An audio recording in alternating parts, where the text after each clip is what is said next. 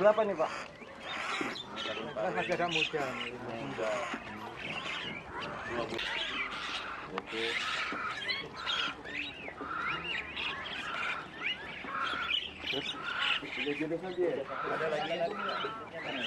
Penggagalan ini sebenarnya dari karantina melaporkan ke kita dan menyerahkan ke kita untuk menindaklanjuti kasus daripada membawa satwa liar tanpa dokumen yang sah.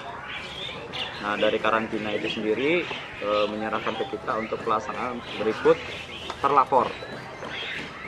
Tadi kita proses malam tadi sampai jam 2 malam. Ada nama-nama yang di belakangnya semua. Ternyata beliau ini adalah pengumpul wilayah Samarinda yang ingin mengirim ke Sulawesi dan Jawa. Sulawesi ke Jawa.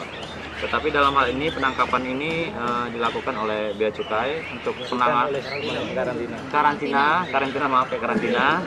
karantina Samarinda berikut kerjasama yang dengan BKSDA. Dalam hal pelaksanaan tersebut diamankan sebanyak 426 yang terdiri dari 34 box ya, itu box putih kan, plastik ya, 34 yang berisi burung beo sebanyak 112 ekor. 12 ekor ada di situ semuanya. Habis itu burung jalak hitam itu 240 ekor. Burung condet itu 60 ekor. Burung kacer 14 ekor. Itu jenis-jenisnya semua sudah ada di situ. Jadi totalnya 260 ekor. Nah, ini diamankan oleh beliau dan diserahkan ke kita.